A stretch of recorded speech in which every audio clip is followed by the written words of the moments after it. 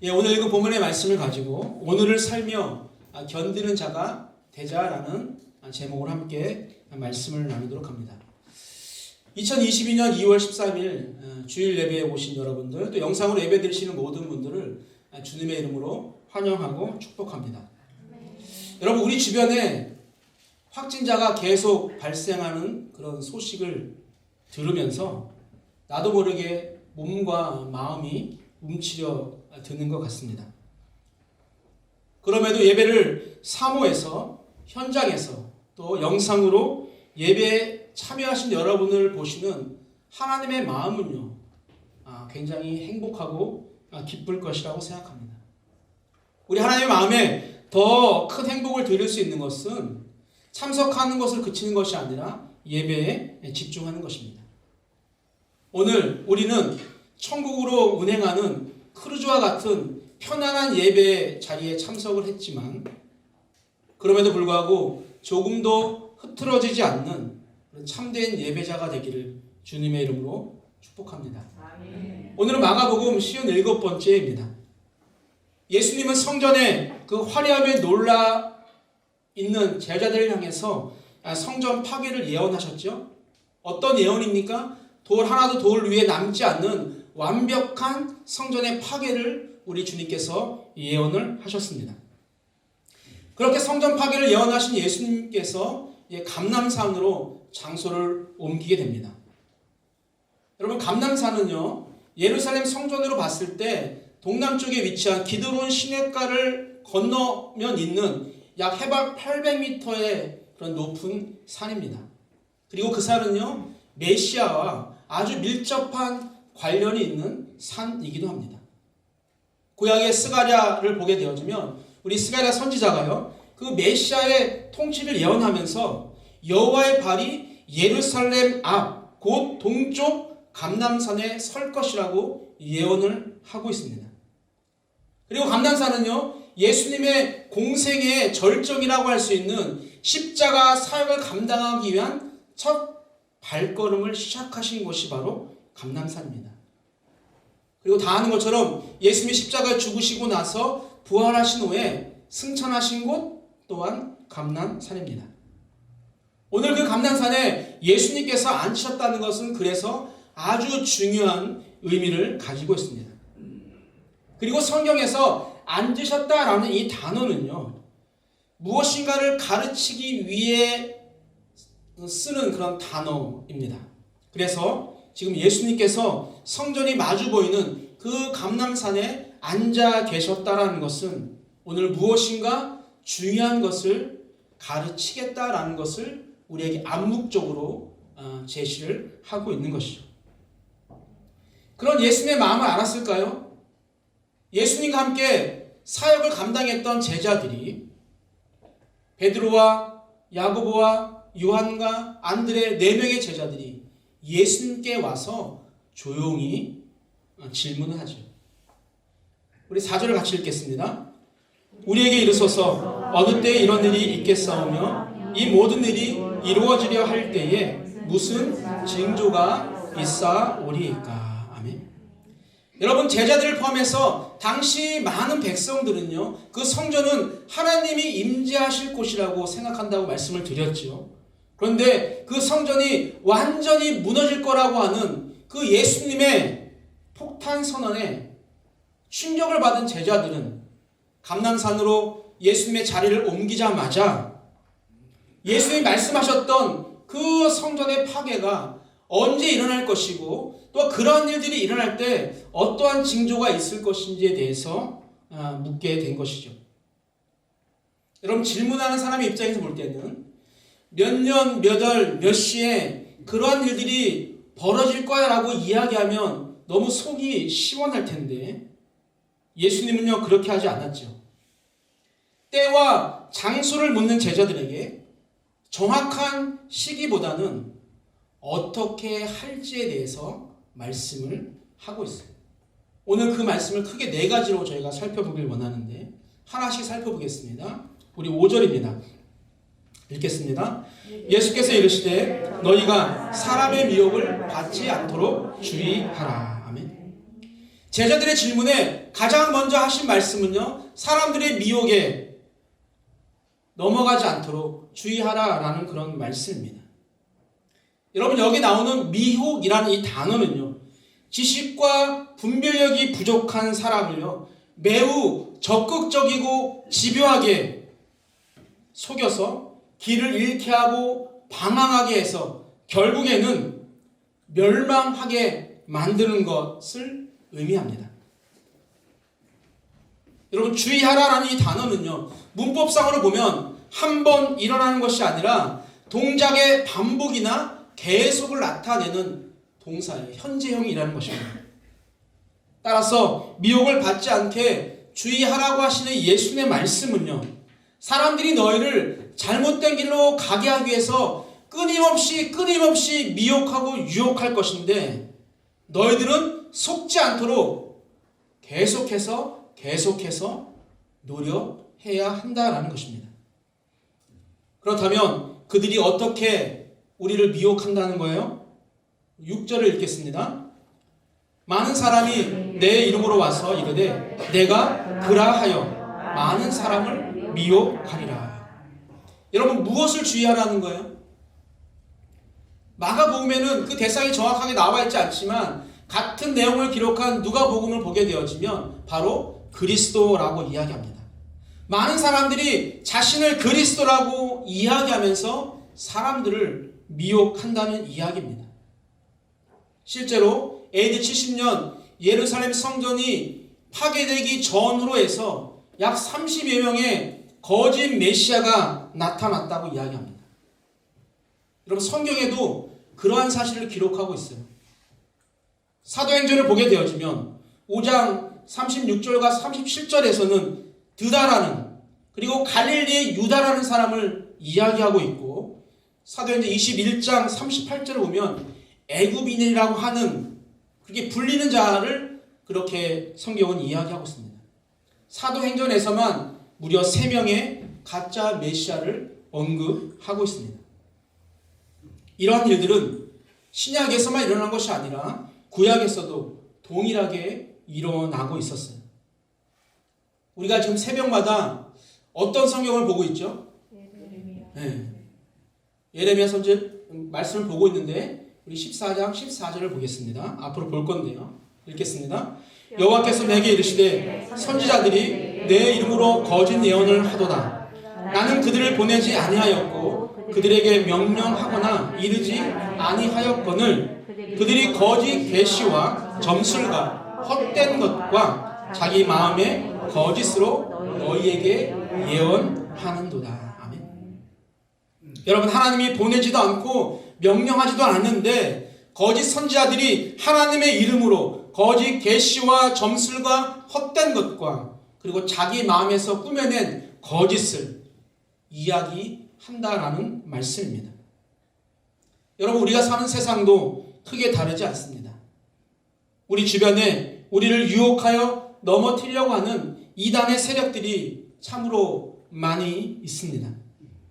따라서 우리는 우리 주변에 있는 이단들을요, 주의해야 합니다. 예수의 말씀처럼 어떤 자들의 속임수에도 넘어가지 않도록 계속 깨어있는 우리 산돌의 식구들이 되기를 주님의 이름으로 축복합니다. 예수님의 두 번째 대답은요, 전쟁의 소문과 재앙이 닥쳐도 두려워하지 말라라는 것입니다. 7절입니다. 난리와 난리의 소문을 들을 때에 두려워하지 말라. 이런 일이 있어야 하되 아직 끝은 아니니라. 아멘. 여러분, 난리라고 번역된 이 단어는요, 전쟁, 전투라고도 번역이 되는 그런 단어입니다. 즉, 전쟁의 소식을 들어도 두려워하지 말라는 것이죠. 지금도 지구촌 많은 곳에는 전쟁의 위험이 도사리고 있습니다. 그 중에 하나가 대한민국이죠. 계속해서 미사일을 쏘고 있습니다. 그런데 예수님의 말씀을 자세히 보면 이런 일이 있어야 하되라고 말하고 있어요. 여러분, 이 말은 무슨 뜻이냐면 반드시 일어날 일이라는 거예요. 영어 성경을 보면 must happen이라고 해서 반드시 일어날 일이라는 것입니다. 그리고 이러한 일이 아직 끝이 아니다라고 말씀을 하시죠. 이 말은 세상에서 일어나는 수많은 전쟁들이 심판처럼 보여지지만 하나님의 섭리 가운데서 통제되고 있다는 거예요. 그러니 전쟁의 소문을 듣더라도 믿음을 가지고 두려워하지 말라고 강조하시는 것입니다. 8절에도 비슷한 일들이 벌어집니다. 우리 8절을 읽을까요? 민족이 민족을, 나라가 나라를 대적하여 일어나겠고 곳곳에 지진이 있으며 기근이 있으리니 이는 재난의 시작이니라. 아멘.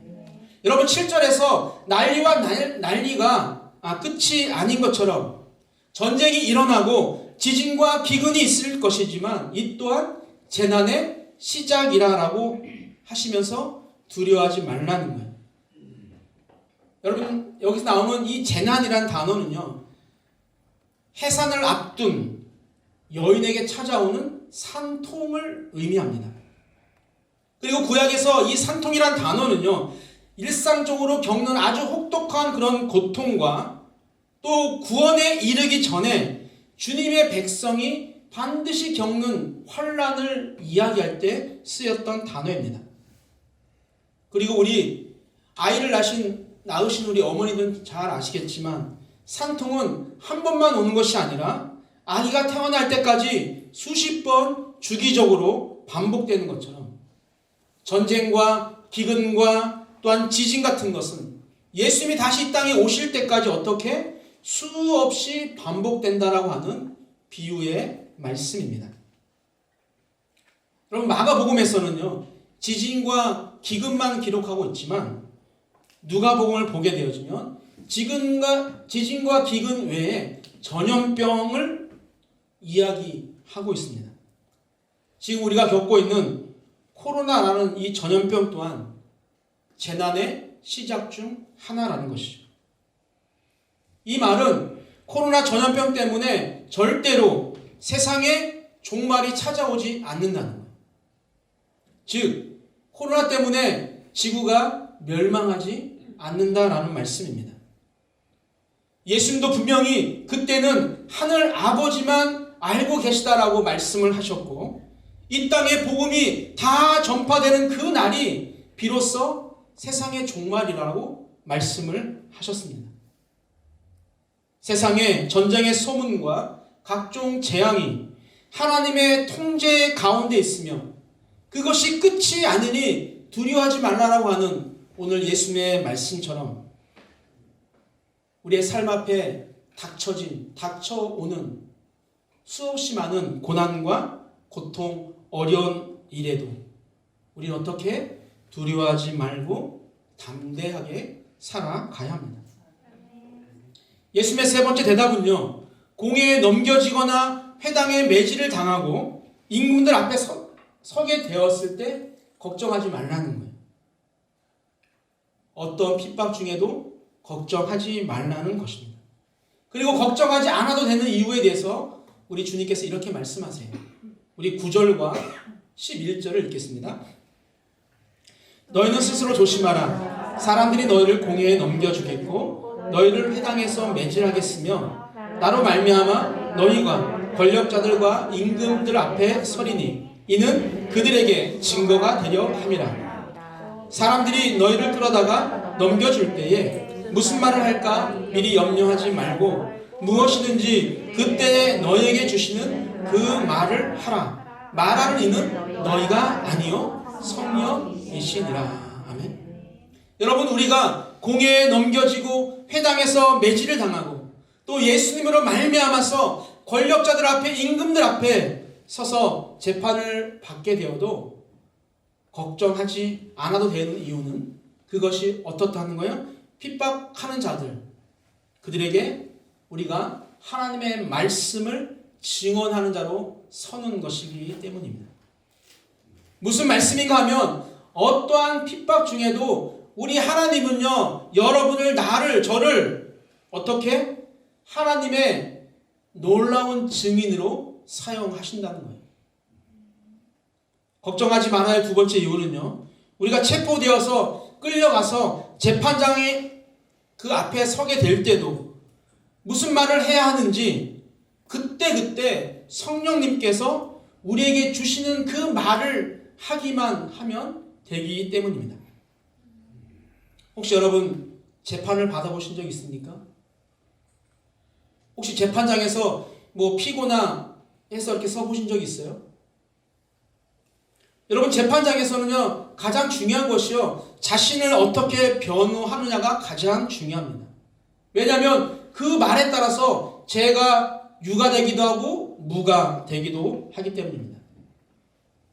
그런데 그 변호를요 성령 하나님께서 대신해 주셔서 무조건 이기게 하시겠다라는 말입니다.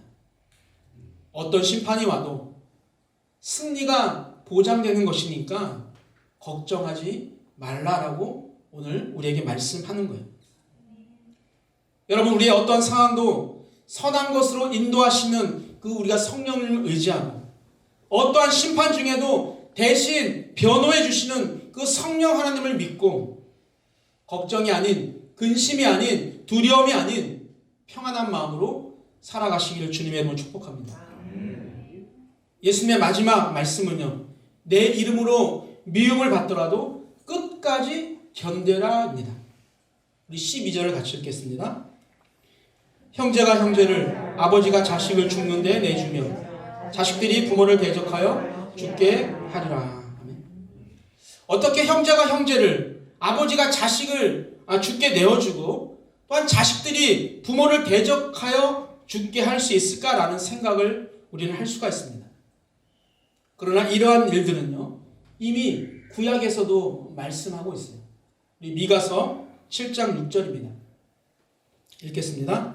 아들이 아버지를 멸시하며 딸이 어머니를 대적하며 며느리가 시어머니를 대적하리니 사람의 원수가 곧 자기 집안 사람이로다. 아멘. 여러분 이러한 일들이 일어날 것을요 지금으로서는 상상할 수 없어 보여요. 상상하고 싶지도 않아요. 그러나 우리는 예수님의 삶을 보면 이러한 상황을 우리가 충분히 이해할 수 있습니다. 예수님도 어떻게 되셨어요? 가족들로부터 고향 사람들로부터 멸시를 받으셨습니다. 제자 공동체인 그 중에 12명의 제자 중 한 명인 가룟 유다에게 배신을 당하셨어요. 무엇을 말할까요? 예수를 믿는 신앙 공동체인 우리도 그와 비슷할 수 있다는 것이죠. 이러한 일들은 특히나 세상의 마지막이 가까워오면 가까울수록 하나님의 자녀와 사탄의 자녀가 드러나는 시간이 다가올수록 이젠 더 이상 육적인 관계가 아니라 영적인 관계로 나뉘어진다라는 말로 우리가 이해하면 쉬울 것 같습니다.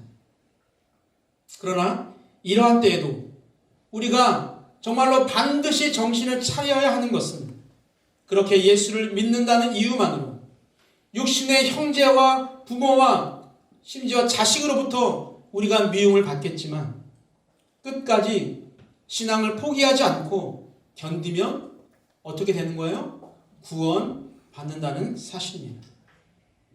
여러분 이것이 오늘을 정말로 힘들게 힘겹게 살아가는 그리스도인들을 견디게 하는 가장 큰 힘이라고 저는 생각합니다. 오늘 본문의 말씀을 가지고 여러분들과 두 가지를 함께 나누길 원하는데요. 첫 번째는요. 때에 집중하지 말고 오늘 나의 모습에 집중하자는 것입니다. 어느 때 무슨 징조가 나타날 것이냐라고 하는 이 제자들의 질문에 시간과 징조보다는 어떻게 행동해야 될지에 대해서 말씀을 하고 있어요.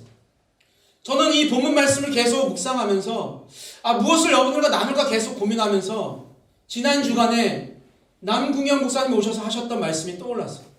무엇에 집중하는 것이 아니라 어떻게 집중해야 한다는 그 말씀이 계속 떠올랐습니다. 오늘 본문도 마찬가지예요. 무엇이 아니라 어떻게 할지에 집중해야 합니다. 성경의 모든 말씀이요 궁극적으로는 오늘을 살아가는 우리에게 주시는 말씀이라고 우리가 믿고 있다면 우리도 때와 징조에 집중하기보다는 우리의 삶이 오늘이 종말인 것처럼 사는 것이 너무나도 중요합니다. 우리는 늘 내일부터 하겠다고 합니다. 다이어트는 언제부터 하는 거예요? 오늘부터예요? 다이어트는 내일부터 하는 거 아닙니까? 우리는 내일부터 기도하고 내일부터 성경을 읽고 내일부터 봉사를 하려고 합니다. 그런데 중요한 것은요, 오늘 하지 않으면 내일은 또 오늘인 거예요. 그래서 우리가 하려고 하는 내일은요, 영원히 오지 않아요. 왜? 그냥 오늘이니까. 하루 지나면 내일은 또 오늘이야. 또 내일 하는 거예요. 그래서 영원히 아무것도 할 수가 없게 되는 것이죠. 교회가 성경 백독 프로젝트를 무려 2년째 진행하고 있습니다. 제가 매주 광고를 하고 있습니다. 여러분들에게는 그 광고의 소리가 어떤 소리로 들리십니까?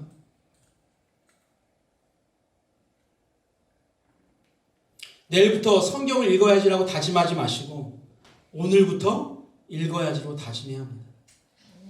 아멘?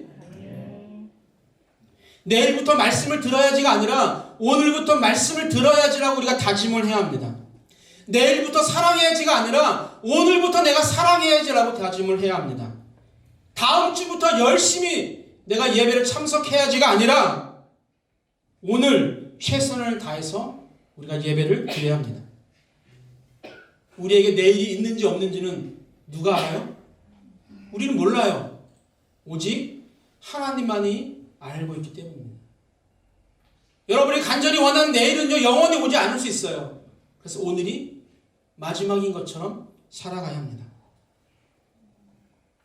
사랑하는 성도 여러분, 오늘에 집중한다는 건 그래서 지금 내가 깨어 있다라는 것을 의미합니다. 오늘 깨어 있는 것이 그렇게 중요한 이유는요, 그래야 종말의 심판이 우리에게, 우리의 삶에 도적같이 임하는 것을 막을 수 있기 때문입니다. 데살로니가 전서 5장 4절부터 6절입니다. 우리 읽겠습니다. 형제들아, 너희는 어둠에 있지 아니하며 그날이 도둑같이 너에게 임하지 못하리니 너희는 다 빛의 아들이요 낮의 아들이라. 우리가 밤이나 어둠에 속하지 아니하나니 그러므로 우리는 다른 이들과 같이 자지 말고 오직 깨어 정신을 차릴지라.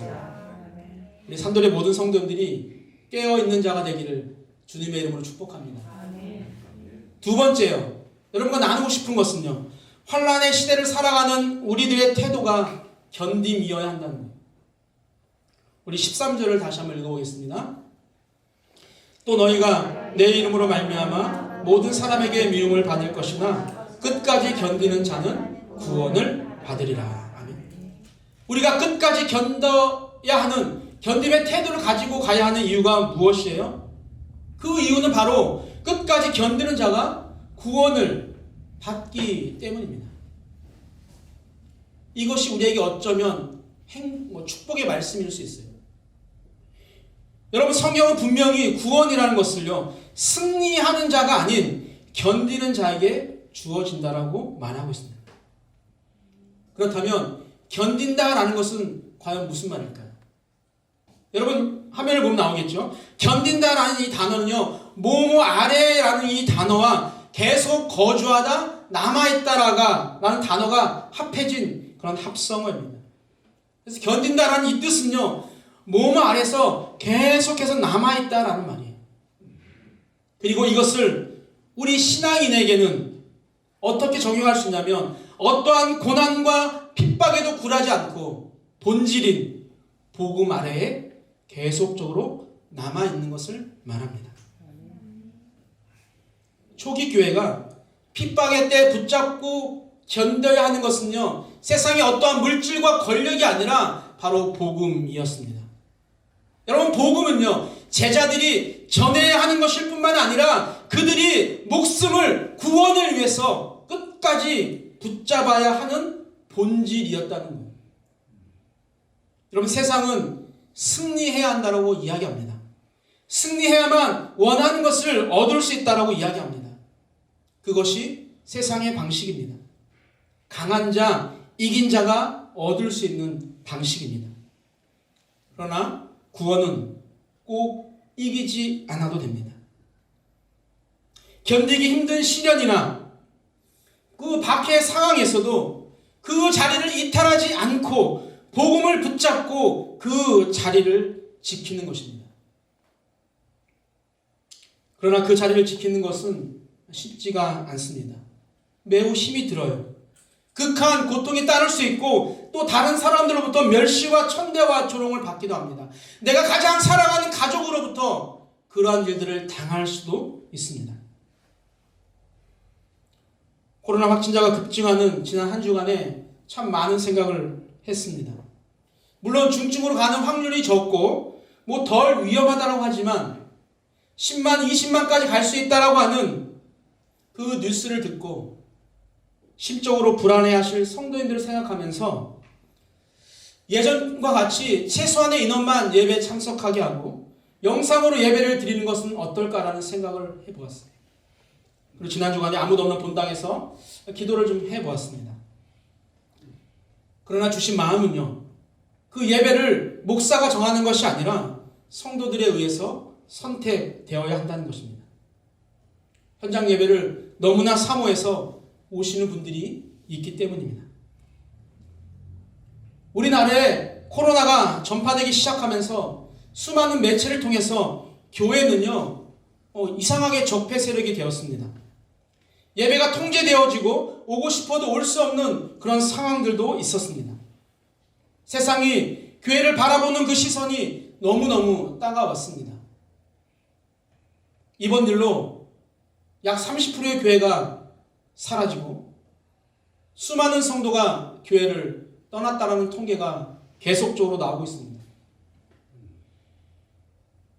그럼에도 현장에서 또 영상으로 예배 자리를 지키는 여러분은요, 끝까지 견디는 자입니다.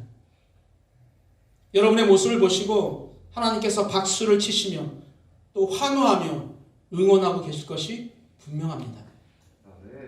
여러분들이 쇼트트랙을 보면서 응원하는 것처럼 우리 주님이 여러분의 경주를 보면서 지금도 그렇게 우리보다 더 열성적으로 환호하고 응원하고 계실 것입니다. 그럼에도 불구하고 우리가 이러한 따가운 눈총을 받고 있다고 해서 억울해하지 않아도 됩니다. 왜 그럴까요? 하나님의 아들이신 예수 그리스도가 바로 그런 수모를 우리보다 먼저 당하셨기 때문입니다. 온 세상의 주인이신 예수 그리스도, 그 하나님의 아들 예수 그리스도께서 로마 병사들로부터, 당시 유대 종교 지도자들로부터, 수없이 많은 자신을 따르던 무리들로부터 멸시와 천대를 받았습니다. 당장 그만두고 하늘로 올라가셔도 되는데 예수님은 그 자리를 떠나지 않으셨어요. 그 자리는 바로 우리의 죄를 대속하기 위한 십자가 위였습니다.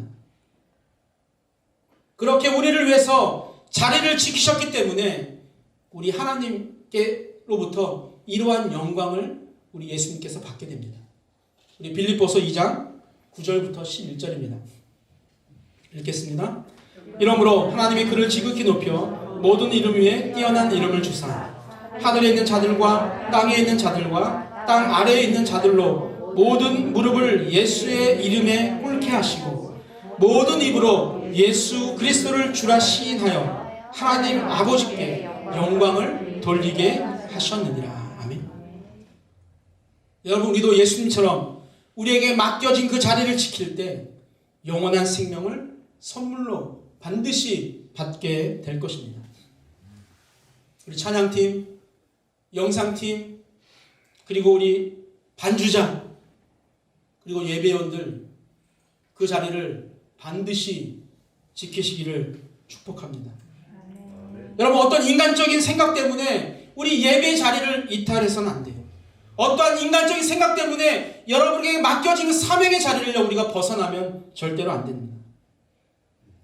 지금 예배 자리 함께 하시는 우리 모든 성도님들, 그 예배 자리를 반드시 지키시기를 축복합니다. 언제까지요? 끝까지입니다. 우리는 이 자리를 끝까지 지켜야 합니다. 우리 모두가 끝까지 자신에게 맡겨진 그 자리를 지킴으로 마지막 날 하나님께 칭찬받고 또 구원의 선물을 받아 영원토록 누리게 되기를 주님의 이름으로 축복합니다.